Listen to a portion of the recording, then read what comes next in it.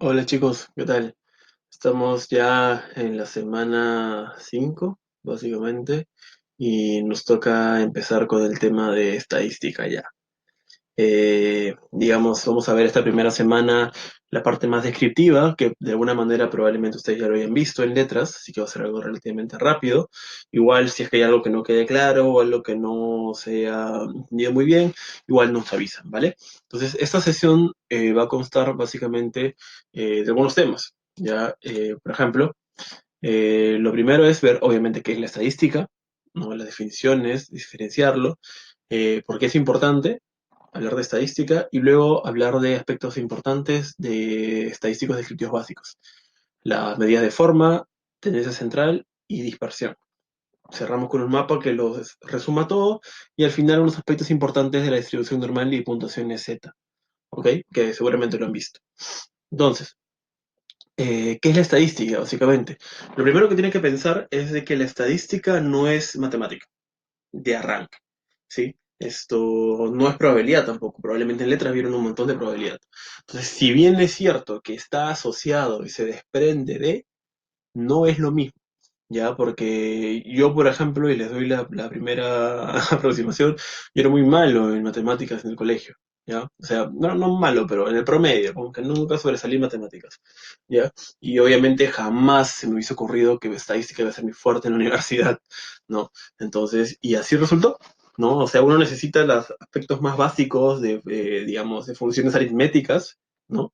Para poder entender la parte más básica de la estadística. Entonces, claro, si uno se quiere luego evidenciar luego tratar temas un poco más complejos, teóricos, obviamente necesitas un poco más de matemática, ¿no? Pero para lo que vamos a ver ahora, con cuestiones aritméticas básicas, es suficiente, ¿sí? Diferenciar entre la estadística aplicada y la estadística como ciencia.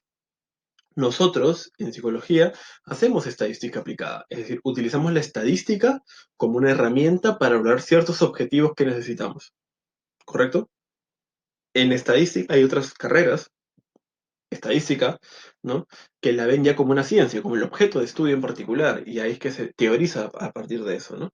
Entonces, y obviamente la estadística aplicada va a tener ciertas o características, particularidades, dependiendo de qué disciplina la esté utilizando, ¿correcto? Entonces, esto es bien importante que de manera introductoria.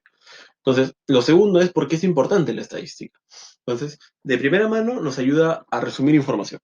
¿Sí? Es decir, nosotros podemos tener miles y miles de respuestas de participantes, y eso nos los puede resumir para alguna variable con un número y ya está, ¿no? Entonces nos ayuda a resumir bastante eso, cuando tenemos grandes cantidades de data, ¿no? Y a partir de eso se pueden tomar decisiones, ¿correcto? Pensemos ahorita en la información que tenemos del COVID y la cuarentena. Todo lo que se tiene ahí son gráficos estadísticos, información estadística, ¿no? Probabilidades, porcentajes, etcétera, etcétera. Entonces, y a partir de esta información se puede tomar decisiones, ¿sí? Y estas decisiones, nuevamente, pueden estar asociadas a cualquier disciplina que la use, pero que dependiendo de cuál sea la disciplina, probablemente en algunos casos la manera de recolectar dicha información puede ser diferente. ¿No? Hay algunos ejemplos, pero como les digo, esto puede variar bastante. También para qué es importante hacer y tener una buena estadística, porque, a ver, si ustedes no tienen, o sea, tienen que tener claros sus objetivos de investigación claros. Sí, es decir, si ustedes quieren hacer buen trabajo con la parte estadística, quieren saber exactamente qué tienen que hacer, cómo tienen que hacerlo, tienen que tener claro su investigación, sus objetivos, su hipótesis, su diseño, ¿no? Tienen que saber claramente cuáles son sus variables dependiente e independiente, qué tipos de variables son cada una de ellas. ¿Se acuerdan la vez pasada que hablamos variables escala, nominales, ordinales, etcétera? Tienen que saberlo.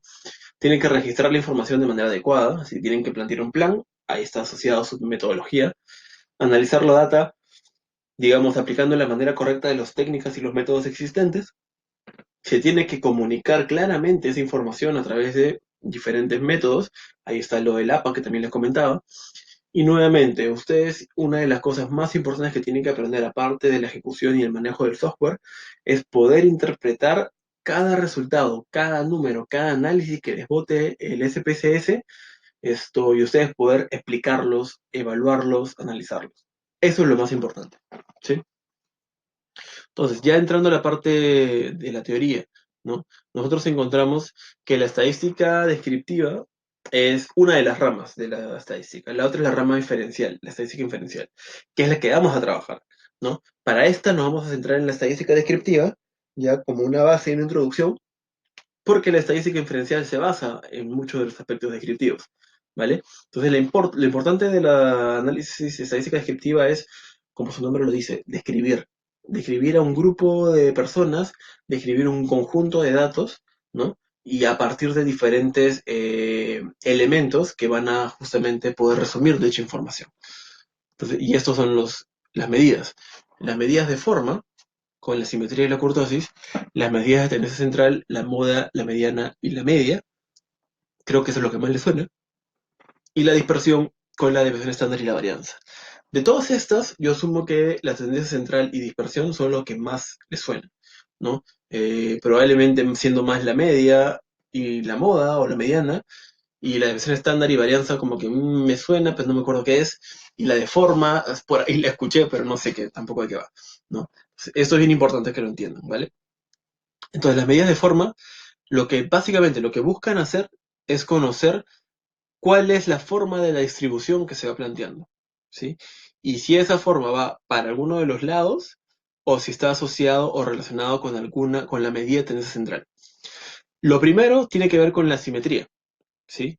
Esto tiene que ver básicamente si es que la forma de la distribución está más tirada para la izquierda o está más que nada para la derecha. O si existe algún tipo de simetría, claramente está. Si ustedes observan en estos grafiquitos de acá, si es que ustedes tienen una curva de esta manera, entonces nos damos cuenta que es asimétrico, porque si partimos acá la distribución, esta de acá con esta de acá no son iguales. Esta es una curva asimétrica, porque si la partimos a la mitad, todo esto es igual, ¿no? Un lado izquierdo y el lado derecho. Cualquiera que sean los dos casos, este o este de acá, estamos hablando de unas medidas asimétricas, ¿correcto? Si es que la cola está para la izquierda, se le conoce como asimetría a la izquierda o un coeficiente negativo. Eh, si la cola, esto de acá, que es digamos el rabito de acá, está para la derecha, el coeficiente es positivo o la simetría es positiva. ¿Vale? Entonces lo que importa es entender cómo los datos se distribuyen para alguno de los lados y no tanto el punto central. ¿Correcto? Esa es la simetría. Acá podemos ver algunos ejemplos, ¿no? Ustedes lo pueden revisar con más calma. Y la kurtosis tiene que ver con qué tanto se concentra la información, los valores de un conjunto de datos en la zona central de la distribución, ¿sí? Hay tres tipos también. La mesocúrtica, que es acá la del medio, que ya esta es la más parecida a una distribución normal, que teníamos a llegar a eso, que igual sé que lo deben haber escuchado, pero ahorita llegamos. Esto, ¿ya? Y si se dan cuenta, acá no hay diferencias entre la simetría, es decir, si lo acordamos a la mitad y va a ser igual para todos, ¿no? Pero lo importante de ver es acá la leptocúrtica, que es cuando toda digamos, la distribución de datos está más enfocada acá, digamos, al medio de la data, no tanto a las colas. Y la platicúrtica está más enfocada ya no tanto al medio, sino un poco más para las colas, ¿no? La leptocúrtica está asociada a coeficientes positivos y la platicúrtica a coeficientes negativos. Cuando es mesocúrtica es que el coeficiente es cero o muy cercano a cero, ¿no?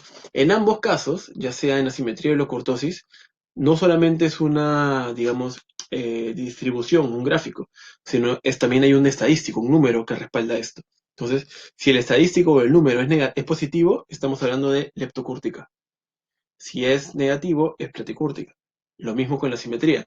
Si el coeficiente es negativo, es un coeficiente con la simetría a la izquierda, o si es positivo, asimetría a la derecha. Es importante eso, ¿vale? Entonces, esos son los dos casos. La tendencia central, sí, esto ya lo hemos visto ustedes, es la media, la más importante, sí, que es obviamente la suma de todos los datos divididos entre la misma cantidad. Esta es la suma, la fórmula, por así decirlo, ¿no? Entonces, nos damos cuenta que pueden haber diferentes distribuciones o formas que se distribuyen. Por ejemplo, esta primera de acá va de 3 a 9, ¿no? Y la media 6.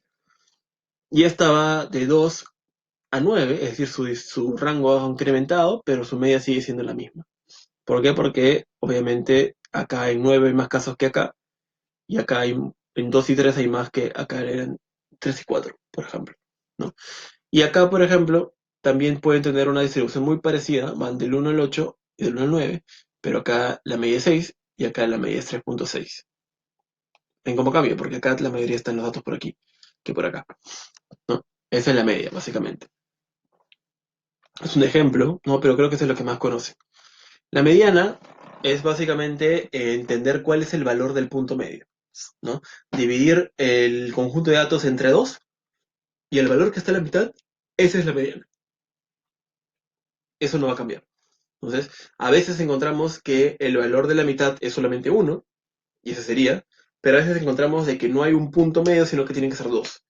Lo que algunos recomiendan es que cuando te encuentres con dos, ¿no? O sea, por ejemplo, en este caso, claro, sabemos que es 7, entonces siempre va a ser 7. Pero si este fuera 8, ¿no? Tendría que ser 7 y 8. ¿Cuál de los dos elijo? Ah, tendría que sacarle un promedio a estos dos, ¿no? Que sería en este caso 7 más 8, 15, entre 2, 7.5. Ah, ok. Esa sería la mediana, por así decirlo, ¿no? Algunos lo trabajan así, para tener un valor más exacto, a otros no, otros prefieren quedarse con uno, ¿no? De los números, porque 7.5 no estaba como un valor real en la data. Entonces, por ahí hay valores, ¿no? Y hay decisiones. Pero eso es lo importante, que tiene que ser el punto medio. Y obviamente este punto medio se da cuando uno ordena toda la información que va de menos a más, ¿no? Eso es lo importante. Y la moda, que es el valor más observado en una distribución, ¿no? El que más se repite, por así decirlo. Eso es bien importante, ¿ya? Estos gráficos usualmente siempre los pregunto antes de mostrarlo, pero por teniendo en cuenta este contexto, lo voy a poner de frente y ya lo discutimos en clase si lo necesitan. Cuando una medida, vamos acá a la primera ya, es lo más simétrica, mesocúrtica, es decir, cuando es lo más cercano a una distribución normal, perdón, acá la media, la moda y la mediana van a caer casi en lo mismo, teóricamente en lo mismo, ¿no? Eh, Van a ser lo mismo. ¿Qué pasa cuando la distribución es asimétrica a la izquierda o simétrica a la derecha? Esto va a cambiar, ¿vale? La media va a ser lo que va a estar más para la derecha en este caso, perdón, más para la izquierda y más para la derecha acá. ¿Por qué sucede esto? Cuando hay valores extremos, y con valores extremos o valores atípicos me refiero a estas colas que están acá o acá, la media se jala.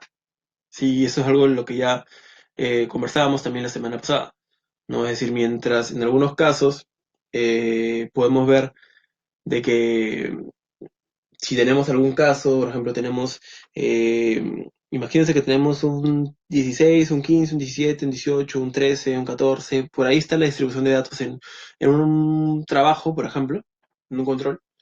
Y luego tenemos a una persona que probablemente haya sacado un 8 y otra persona que haya sacado un 2 por ahí.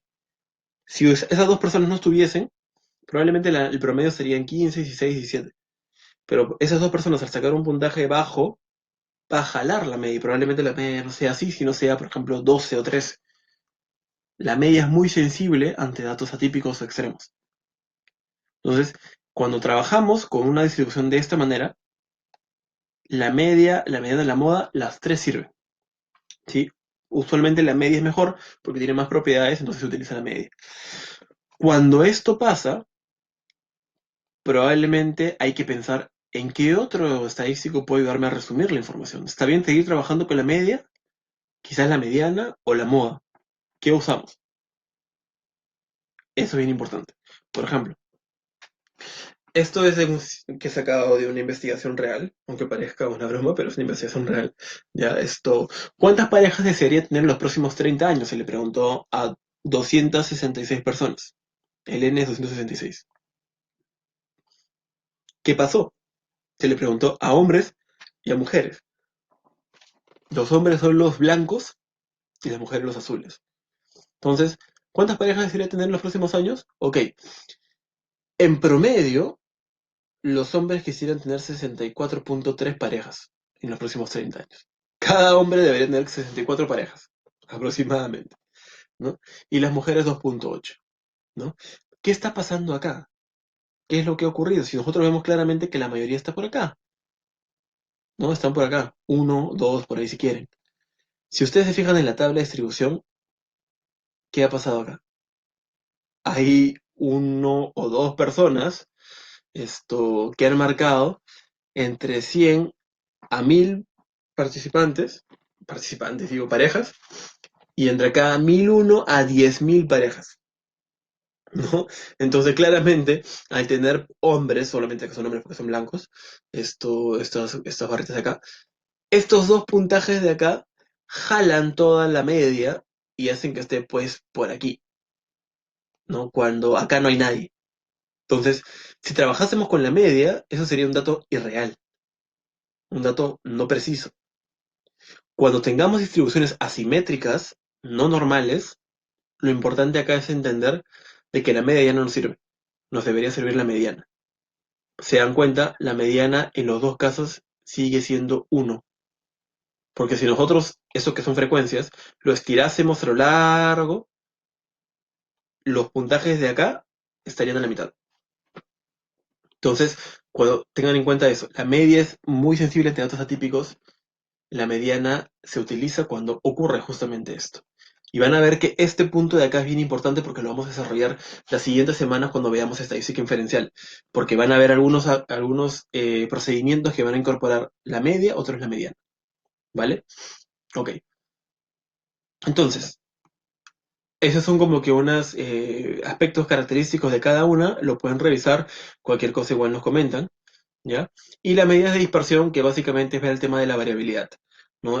Una primera parte les comentaba de que en algunas distribuciones puede ser de que sean más grandes los rangos, que van de, no sé, pues, una distribución de notas que va entre 11 a 15 y otra que vaya de 0,2 hasta 19, ¿no? Entonces les ayuda a ver qué tanto dispersos están los datos. Y para ello están la varianza y la distribución estándar, ¿no? Acá está, digamos, la fórmula para alguien que quiera saber la fórmula, básicamente, ¿ya? Otra vez,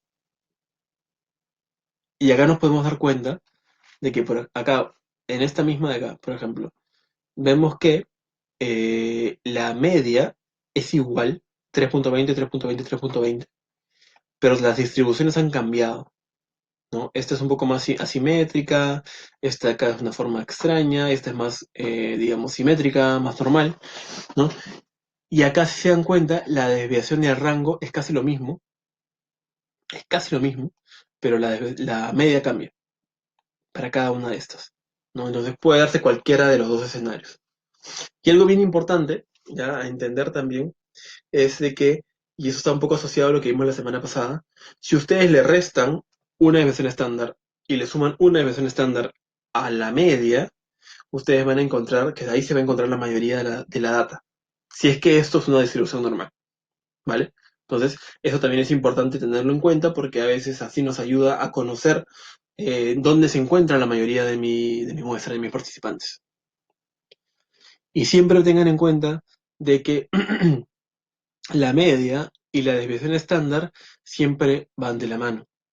Si ya dejamos de trabajar con la media, la desviación estándar ya no tiene mucho sentido, ¿sí? Esta X de acá representa a la media muestral y esta S de acá va a representar también a la desviación estándar muestral. Esto de la notación lo vamos a ver más adelante, no se preocupen, pero sí es importante saber de que hay notación estadística y cada uno de los símbolos está asociado a un estadístico particular también, ¿vale? Este es el mapa conceptual, lo que hemos desarrollado, esto es lo que hemos visto ahora, ¿no? Y lo que vamos a ver después de la estadística inferencial. Y finalmente, para cerrar lo que he estado conversando, la distribución normal, ¿qué es la distribución normal? Está asociada a la campana de Gauss, ¿no? Que siempre sigue esta misma distribución, ¿no? Es un poco irreal, ¿sí? Es decir, teóricamente existe, pero en la práctica es muy extraño encontrar alguna perfección así, ¿no? Algo cercano puede ser, pero es muy raro encontrar algo perfectamente simétrico, por así decirlo, ¿no? Entonces, pero la mayoría de distribuciones en psicología tienen esta forma, ¿no? Por ejemplo, si hablamos de gente con el rango de inteligencia, la mayoría va a estar acá, en el promedio, ¿no? Y probablemente van a haber algunos con un puntaje muy bajo y otros con puntaje muy alto, unos genios, ¿no? Pero la mayoría va a estar acá, en ese sentido, por ejemplo. Y esto es bien importante, porque si hablamos de distribución normal, esto es lo que les comentaba. Si le restan una división estándar, perdón, y le suman una, acá planteamos un campo que sería el 68.2% de personas, ¿sí?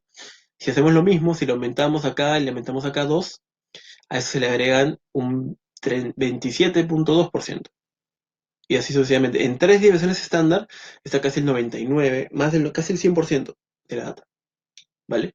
Y eso es bien importante también entenderlo.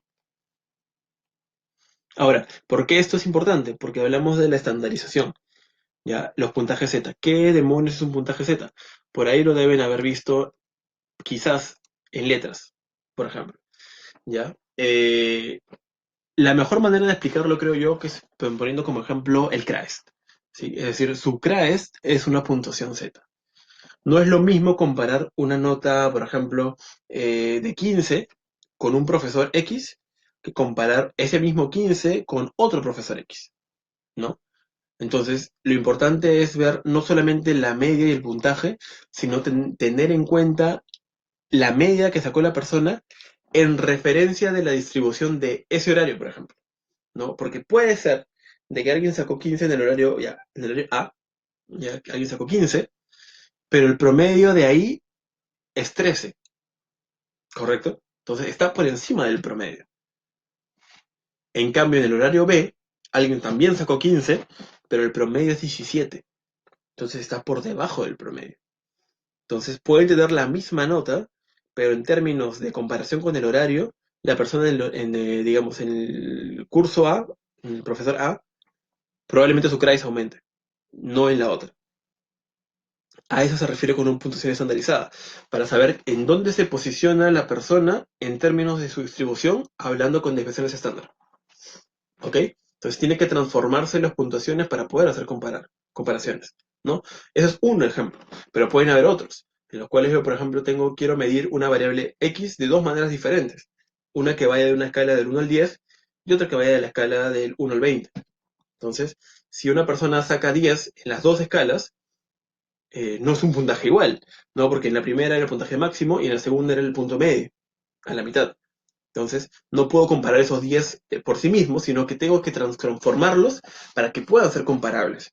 Esa transformación para poder comparar se llama puntuación Z o estandarización, ¿sí? Por ejemplo, acá vemos un ejemplo con Jerome, ¿sí? Que ha sacado una puntuación de 5, ¿sí? Ha sacado 5 puntos en una prueba X, ¿ya? Y sabemos que la media de las personas que sacan en esa, digamos, prueba es 3.40 y él sacó 5. Entonces está por encima de la media. Pero ¿cuántas desviaciones estándar por encima de la media está? Es lo que hay que ver. Acá sabemos que 3.40 es la media. Esto significa que es una desviación estándar por encima y que sería 4.87. Es decir, que la desviación estándar sería 1.47. ¿Sí? Entonces, con esos tres datos ya tenemos la respuesta. Entonces, acá es lo que hemos visto.